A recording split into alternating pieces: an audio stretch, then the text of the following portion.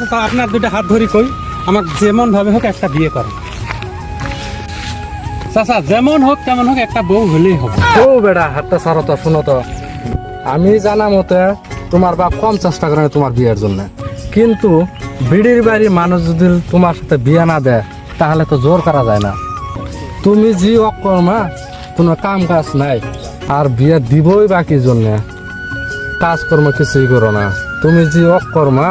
চাচা একটা কথা তোমাকে তো বুঝে বেরিয়ে পাই না, কাম যে কর্মু মনত তো একটা আনন্দ থাকা দরকার। জুয়েন মানুষ ঘরত বউ থাকবো কি আনন্দর সাথে কাম করমু, সেই আনন্দর ব্যবস্থাটা তো হলো না চাচা। চুপ কর, বিয়ে করবি বউ খাওয়াবে কি, ওই চিন্তাটা করছো সাগর? আজকাল কারো বিড়ি অত বিষয় নাই, তোর অকর্মার সাথে বিয়ে দেবো।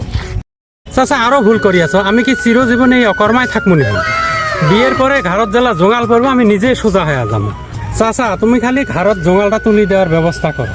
আমি কোনো ঘটক নমাই, আমার কয়ে কোনো লাভও নাই, আমার ঘরে কোনো উপযুক্ত ভিডিও নাই যে তোমার সাথে আমি বিয়ে দেবো। যাও যাও যাও।